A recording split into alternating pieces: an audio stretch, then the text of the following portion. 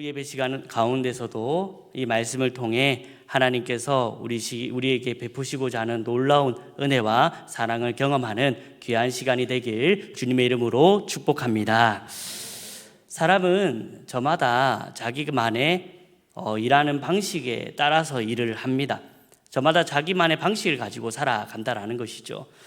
여러분들은 라면을 끓일 때에 면부터 넣습니까? 스프부터 넣습니까? 저는 물부터 넣습니다.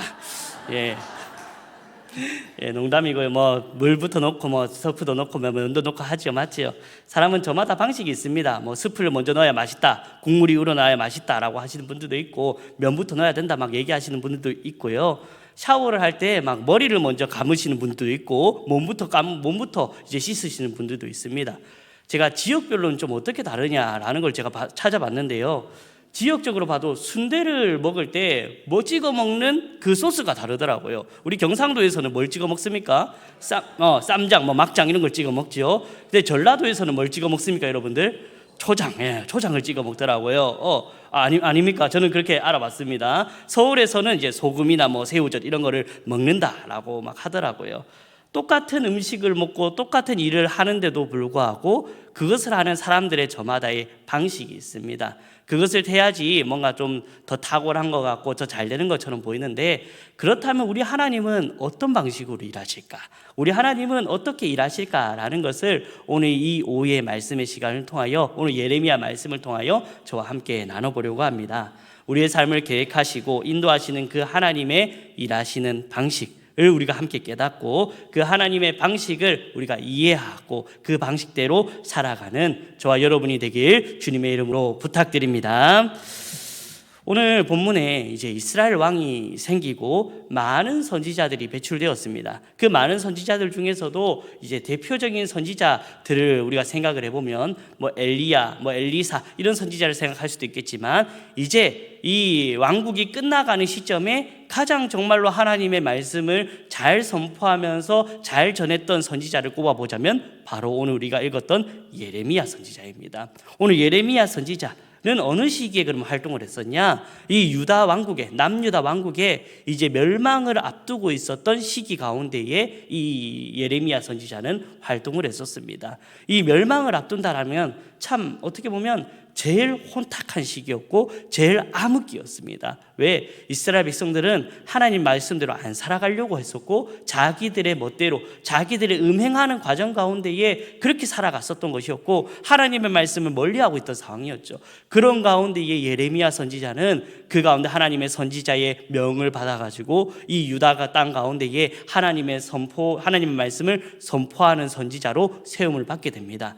그래서 이런 참혹한 시기, 안타까운 시기를 이 예레미야 선지자가 겪게 되는데, 그 시대에 하나님 말씀을 선포할 때에 예레미야 선지자는 그 암담하고 참혹한 현실을 바라보면서 눈물로 하나님의 말씀을 선포했기 때문에 대표적인 그의 별명이 눈물의 선지자다라고 얘기를 하고 있습니다.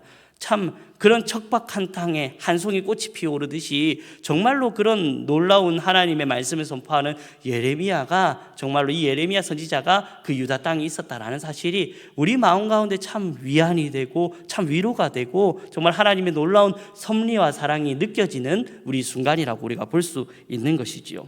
자, 그럼 우리가 한 가지 생각해 볼 것이, 이런 참혹하고 암흑기에 있던 이런 유다 땅에 이런 놀라운 선지자가 배출이 되었는데, 그렇다면 이 선지자는 어떤 환경에서 자랐길래 이런 놀라운 선지자 역할을 감당할 수 있을 만한 사람이 되었는가? 이런 어떤 환경과 어떤 교육을 받았기에 이런 사람이 될 수 있었는가라는 것을 우리는 한번 생각해 볼 수 있다는 것이죠. 그렇다면 예레미야는 어디 출신이었는가? 오늘 본문 1절에서 얘기하고 있습니다. 1절의 말씀 다 같이 한번 읽어보겠습니다. 베냐민 땅 아나돗의 제사장들 중 힐기야의 아들 예레미야의 말이라. 아멘. 오늘 본문 1절에서는 이 예레미야의 출신지에 대해서 정확하게 기록하고 있습니다. 오늘 이 예레미야의 출신지가 어디냐라고 얘기하고 있냐면 베냐민 땅 아나돗이라고 얘기하고 있습니다. 베냐민 땅 아나돗. 우리가 성경을 읽을 때 이런 지역적인 의미들을 우리가 잘 모르기 때문에 그냥 지나가는 경우도 있습니다만, 제가 오늘 이 지역적인 부분을 통하여서 우리가 더욱더 하나님께서 우리에게 깊은 묵상의 말씀을 줄 때도 있다라는 겁니다. 그래서 이 아나돗이 어떤 곳인지에 대해서 지금 잠시 살펴볼 것인데요, 우리가 이 장소를 주목해서 보면 이 아나돗이 어떤 장소였냐라면 바로 유배지였습니다. 이 아나돗은 유배지였습니다. 유배지가 무엇입니까, 여러분들? 왕의 명령을 거역하거나 나라의 뭔가 반역자들, 나라의 뭔가 이 뜻에 부합하지 않는 자들을 이제 죽이지는 않고 그 가운데서 다른 곳으로 멀리 아무런 힘도 못 쓰는 척박한 땅으로 이제 보내게 되는, 이송을 보내게 되는 그런 땅이 유배지지 않습니까? 우리나라 역사로 보면 옛날에는, 지금은 이제 관광으로 잘 발달되어 있는 도시가 어디냐면 제주도인데 예전에는 유배지로 활용했었습니다. 그것과 같이 이 아나돗이란 땅은 이 당시에 왕의 뭔가 배반을 하거나 나라의 반역을 저지르거나 이런 자들, 죄수들을 가두게 되는 형식으로 썼던 곳이 아나돗이었다라는 것이죠. 그러면 이 아나돗은 어떤 유배지였냐? 다윗 왕이 이제 죽고 난 후에 이 왕위를 계승하려고 다윗의 자녀들이 막 싸웠었습니다. 자기들끼리 자기가 다윗 왕을 이어가지고 왕이 되려고 막 싸웠었죠. 압살롬도 있었고 이 아도니아도 있었고 솔로몬도 있었고 했는데, 이 아도니아와 솔로몬이 이제 경쟁 구도가 됐었습니다. 이 아도니아와 솔로몬이 이제 경쟁을 하면서 이제 이 다윗의 왕을 뒤를 이은 이제 왕위를 물려받으려고 했는데, 이 다윗이 누구를 택하게 되냐면 솔로몬을 택하게 됩니다. 그래서 이 아도니아는 자동적으로 자기가 뭔가 왕위를 오르려고 했었고 하다가 이제 되지 않으니까 이 솔로몬이 아도니아를 따르고 있던 그 사람들을 유배 보내던 곳이 어디였냐면 이 아나돗이었다라는 것이죠. 그 중에서도 이 아도니아, 이 제사장과 함께했던 이런 사람들을 이 솔로몬이 목숨만을 부지시켜줘서 보내줬던 땅이 이 아나돗이었고, 이 아나돗에 결국에는 세상적으로 낙인이 찍힌 죄수들, 반역자들을 가두던 장소가 바로 이 아나돗이었던 것이었죠. 이런 사실을 우리가 알았을 때에 예레미야는 어떤 가정에서 여러분들 자라났던 사람이었습니까? 어떻게 보면 몰락한 가문, 반역자라고 낙인이 찍힌 가문, 세상적으로 인정도 안 되고 척박한 땅에서 자라왔던 가문에서 자랐던 것이 바로 이 예레미야였다라는 것입니다. 소외된 가정에서 자라고, 어떻게 보면 정상적인 교육이나 정상적인 이런 가르침도 제대로 받지 못한 환경에서 자라던 자가 바로 이 예레미야였다라는 것입니다. 선지자로서 부름받기에는 저런 곳에서 과연 선지자가 나겠냐, 저런 곳에서 뭘 할 수 있겠냐라고 얘기할 수 있는 땅에서 이 예레미야 선지자를 하나님께서 부르셨다라는 것입니다. 그러나 하나님께서는 어떻게 하시느냐? 오늘 본문 4절과 5절의 말씀 우리 다 같이 한번 읽어보도록 할까요? 시작. 여호와의 말씀이 내게 임하니라. 이르시되 내가 너를 모태에 짓기 전에 너를 알았고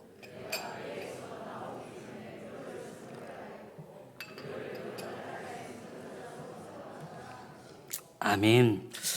여호와의 말씀이 이제 예레미야에게 임하고 있습니다. 그리고 무엇이라고 하나님께서, 오늘 여호와 하나님께서 얘기하고 있냐면, 내가 너를 모태에서 짓기 전에 너를 알았고, 내가 배에서 나오기 전에 너를 성별하였고, 너를 여러 나라의 선지자로 내가 이미 세웠다라고 하나님께서는 얘기를 하고 있습니다.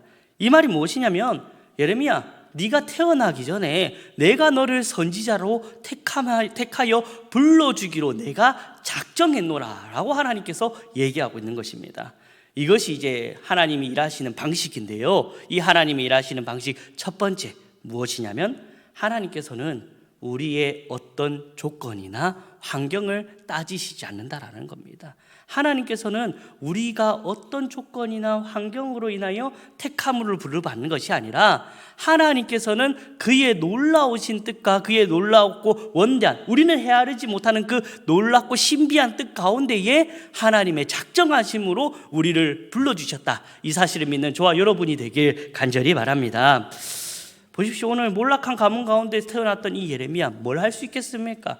나라에 반역을 하고 나라에 어떻게 보면 이 큰 중대한 죄를 저질렀던 그런 가문에서 태어났었을 때에 이 나라의 뭔가 핵심적인 역할, 이를 감당할 만한 그런 건덕지가 되지 않습니다. 조건이 되지 않습니다. 환경이 되지 않습니다.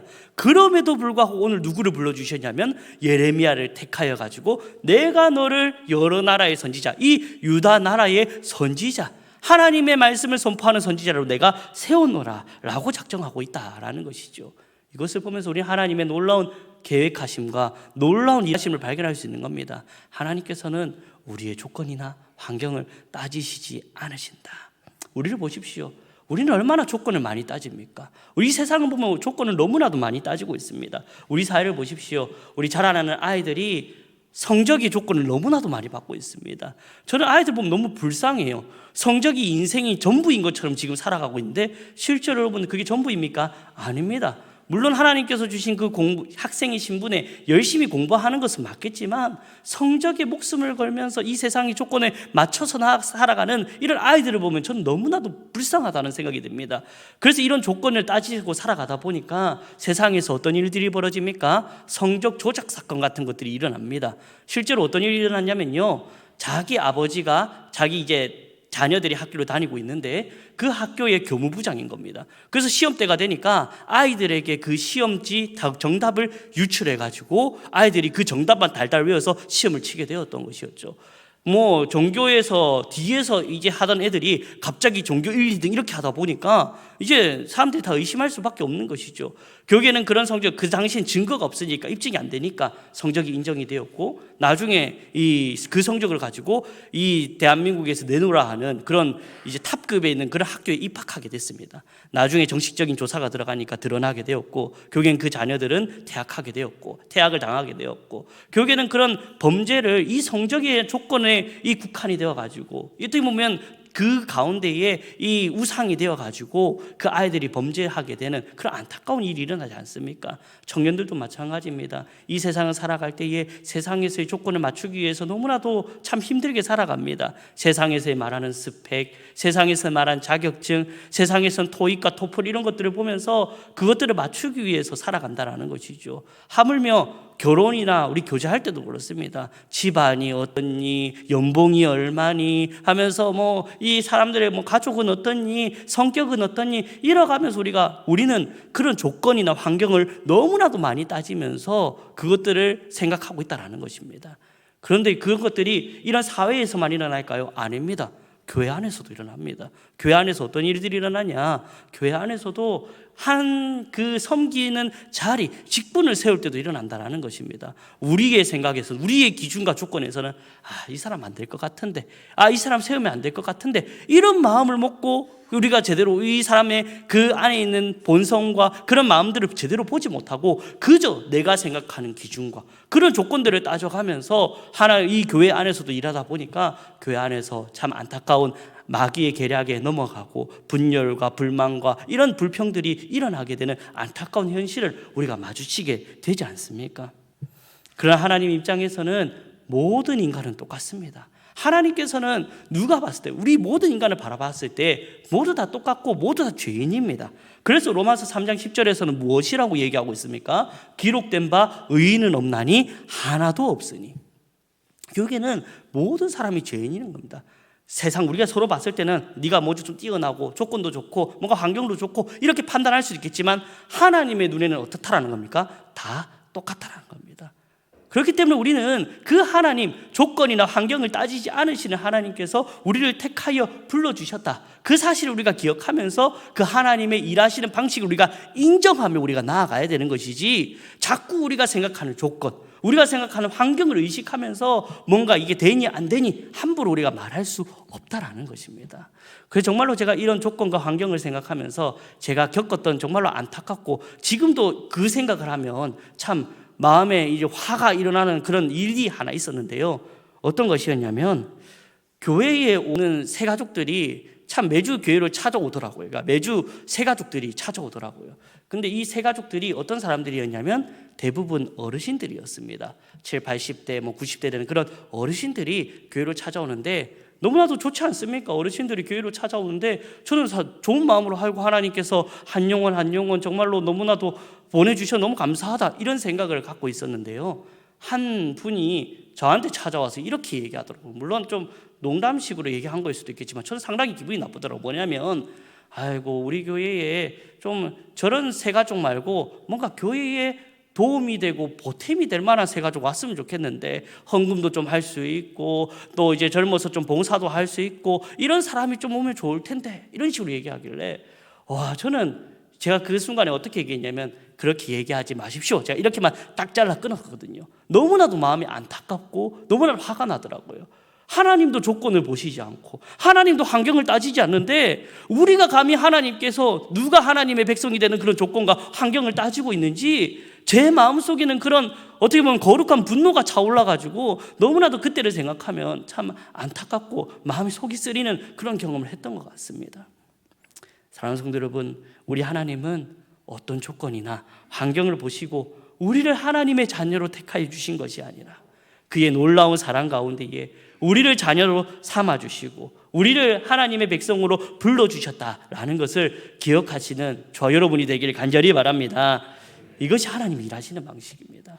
하나님께서 우리의 뭔가를 보시는 것이 아니라 너가 돈을 얼마나 벌어야 되고 얼마나 출세해야 되고 얼마나 세상적으로 가져야 되고 이런 것을 하나님께서 보고 따지시는 것이 아니라 그저 그의 놀라운 사랑 가운데에 그저 그의 값없는 은혜 가운데에 우리를 하나님의 자녀로 불러주셨고 그 자녀로 살아가기를 원하시는 그 하나님의 마음, 그 하나님의 일하시는 방식을 모두 기억하며 그 하나님을 의지하며 살아가는 저 여러분이 되기를 간절히 바랍니다. 이렇게 하나님께서 아무런 조건과 환경을 따지지 않고 그의 놀라운 방식으로 그의 정말로 하나님의 참 말할 수 없는 그런 감격적인 그런 방식으로 오늘 예레미야 선지자를 불러주셨습니다. 그리고 예레미야에게 임하셔서 한 환상을 오늘 보여주셨지요. 그 환상이 어떤 내용인지 오늘 본문 11절 12절의 말씀 우리 함께 읽어보도록 하겠습니다. 여호와의 말씀이 또 내게 임하니라 이르시되 예레미야야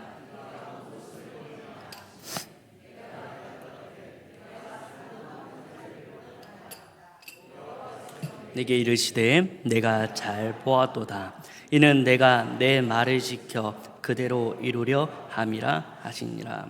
아멘. 하나님께서는 이 예레미야에게 이 살구나무 가지를 보여주는 환상을 이 예레미야에게 보여주게 됩니다. 하나님께서 내가 너를 조건 없이 자격 없이 내가 그냥 너를 사랑하여 택하여 선지자로 불러 세웠다라고 얘기하면서 그 증거로서 이 살구나무 가지 환상을 보여주고 있는 것이죠. 오늘 이 살구나무 가지를 하나님께서 이 환상을 보여주신 이유가 무엇이라고 얘기하고 있냐면 12절 말씀 보면 이렇게 얘기하고 있습니다. 여호와께서 내게 이르시되 네가 잘 보았도다. 이는 내가 내 말을 지켜 그대로 이루려 함이라. 하나님의 말씀을 그대로 이루려 함이라. 내 말을 지켜 내 말을 이루려 함이라 라고 얘기하고 있는 것이죠. 오늘 보십시오. 근데 오늘 여러분들이 우리 함께 읽은 성경책 밑에 보면요 12절 말씀에 내 말을 지켜 이 부분에 각주가 여러분들 달려져 있지요. 그 각주를 따라가지고 맨 밑에 무엇이라고 여러분들 기록되어져 있습니까? 살구나무라는 말과 지킨다는 말의 의미 비슷함 적혀있죠 다들? 예, 그렇게 적혀 있습니다. 예, 우리 각주를 보면 이 하나님께서 내 말을 지켜라는 뜻이 무엇인지 해설이 적혀 있는데 살구나무라는 말과 지킨다는 말의 의미 비슷함, 쉽게 말하면 발음이 비슷하다는 겁니다. 히브리 원어의 발음이 비슷하다는 건데 살구나무를 히브리어 말로 하면 뭐라 하냐면 샤케드. 오늘 하나님의 말씀을 지킨다, 말을 지키다의 지키다는 쇼케드입니다. 결국에는 하나님께서 이 살구나무 가지를 이 예레미야에게 보여주신 이유는 무엇이냐면 이 비슷한 이 살구나무 가지를 보았을 때에 이 예레미야에게 이것을 알려주게 하기 위한 거죠. 내가 내 말을 지킬 때니 너는 걱정하지 말아라. 내가 내 말을 지켜서 내가 이루어 줄게. 걱정 말고 나만 따라와 라고 하나님께서 그 증거로서 살구나무 가지를 볼 때마다 하나님께서 하나님은 정말로 그 말씀을 지키시는 분이시지, 하나님께서는 그 말씀을 지키시고 이루시는 분이시지 라고 이 예레미야에게 그 증거로서 오늘 이 살구나무 가지 환상을 보여주신다라는 것입니다. 여기에서 하나님이 일하시는 방식, 두 번째, 오늘 하나님께서 어떻게 우리에게 일하시는가? 바로 모든 책임과 결과는 하나님께서 대신 져주신다라는 것입니다. 보십시오. 앞에 하나님께서는 아무런 조건과 능력이 안 되는 예레미야를 불러서 선지자를 세워서 하나님께서 그 자리에 이 선지자의 직무를 감당하도록 예레미야를 불렀습니다. 그리고 이제는 환상을 보여주시면서 선지자로서의 일을 감당함에 있어서 이 자신감을 이 예레미야에게 불어넣고 있는 것입니다. 무엇으로 말입니까? 이 살구나무 가지를 봤을 때 이게 샤케드, 근데 샤케드 하면서 쇼케드도 떠오르면서 바로 뭐냐면 내가 내 말을 지키고 내가 이루어 갈게, 그러니까 너는 걱정하지 말고 나만 따라와, 내가 모든 것을 책임질게 라고 이 예레미야에게 위로해 주고 계시고 이 예레미야에게 마음의 확신을 주신다라는 것이죠. 결국에는 하나님께서 모든 책임과 결과는 내가 대신 줄 테니까, 내가 책임질 테니까 너는 그저 내 말에 순종하고 나를 따라와 라고 하나님께서 말씀하고 계신 것이죠. 사랑하는 성도 여러분, 모든 책임을 져주시는 하나님임을 믿고 담대히 믿음으로 하나님의 말씀에 순종하는 저와 여러분이 되길 간절히 바랍니다. 하나님께서는 우리의 결과를 보고 책망하시지 않으시는 분이십니다. 내가 뭘 했었을 때 뭐 어떤 결과를 찾아내지 못하면 하나님께서는 결코 우리에게 네가 뭘 잘못했다라고 얘기하시지 않습니다. 왜? 오늘 분명히 얘기하고 있지 않습니까? 모든 책임과 결과를 누가 대신 지신다고요? 하나님께서 보장해 주시고 하나님께서 책임져 주시니까 우리는 그 결과에 너무나도 매달리지 않아도 되고 그 책임에 있어서 우리는 어떻게 보면 자유해질 수 있다는 것입니다. 그래서 근데 우리가 참 이런 것들을 생각해 봤을 때에 우리가 이 책임과 결과에 자유롭지 못하게 되는 게 뭐냐면 눈에 보이는 열매가 없기 때문입니다. 특히나 이것들이 어디서 잘 나타나냐면 전도입니다. 여러분들, 사랑하는 가족이나 주변의 이웃들에 대해서 내가 열심히 전도하는데 여러분들 전도의 열매가 없고 전도의 결과가 없으면 여러분들 어떻습니까? 마음이 참 무너지기도 하고요, 낙심이 되기도 하고요, 그렇습니다.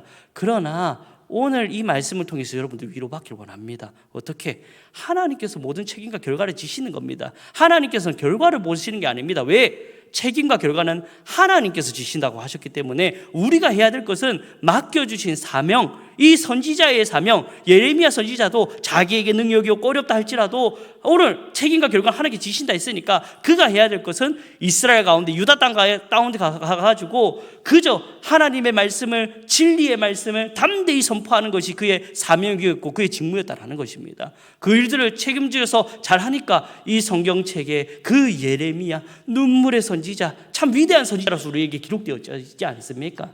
사랑하는 성도 여러분, 우리도 마찬가지입니다. 하나님과 결과를 바라보면서 몇 명을 전도해야 되니 뭘 해야 되니 이런 거에 대해 우리가 주목하는 것이 아니라 우리에게 맡겨주신 자리 가운데에, 우리가 하나님께 주신 그 자리 가운데에 우리가 맡겨진 사명들을 충실히 감당하고 최선을 다하여 믿음으로 담대히 나아갈 때에 모든 책임과 결과를 우리에게 더하여 주실 하나님을 온전히 믿는 저와 여러분이 되길 간절히 바랍니다. 그래서 마태복음 25장에 달란트 비유를 여러분도 한번 생각해 보십시오. 달란트 비유가 어떻게 됐습니까? 하나님께서 이 주인이 이 종들에게 달란트를 주고 다시 돌아올 때에 이 종들에게 묻습니다. 네가 얼마나 많이 남겼느냐? 근데 이 질문이 뭐냐면 이 남겼느냐, 결과에 주목하는 것이 아닙니다. 이 주인은 종들에게 네가 맡긴 달란트를 얼마나 지혜롭게 또한 최선을 다하여 사용했느냐에 이 주인은 집중하고 있는 것이지 실제로는 네가 얼마나 많이 남겼느냐 이게 아닙니다. 결국에는 하나님께서 우리를 이렇게 보신다는 겁니다. 각자의 달란트에 맞게, 각자의 은사에 맞게 맡겨주신 자리에서 하나님께 말씀을 기억하며 최선을 다하여 믿음으로 담대히 나아가는 자들에게 그 결과와 책임을 하나님께서 져주시고 더하여 주신다라는 것을 우리에게 얘기하신다라는 것입니다. 오늘 예레미야 선지자에게 그 말씀으로 위로하여 주시고 그 말씀을 힘에 업은 이 예레미야 선지자가 어떻게 하냐? 담대히 유다 왕국에 가가지고 하나님 말씀을 눈물로 선포하지 않습니까? 사랑하는 성도 여러분, 이제 말씀을 정리하도록 하겠습니다. 오늘 하나님이 일하시는 방식 두 가지를 우리가 함께 살펴보았습니다. 첫 번째는 하나님께서는 우리의 조건과 환경과 능력을 보시지 않고 하나님의 자녀로 택하시는 것, 그것이 하나님께서 일하시는 방식이라는 겁니다. 세상은 우리의 많은 조건들을 보고 기준을 보고 환경을 보지만 하나님께서는 그런 것들을 보지 않으시고 그의 놀라운 사랑 가운데에 이미 우리를 택하여 가지고 하나님의 자녀로 불러주시고 하나님을 믿게 만들어 주신 것이 하나님께서 일하시는 방식이라는 겁니다.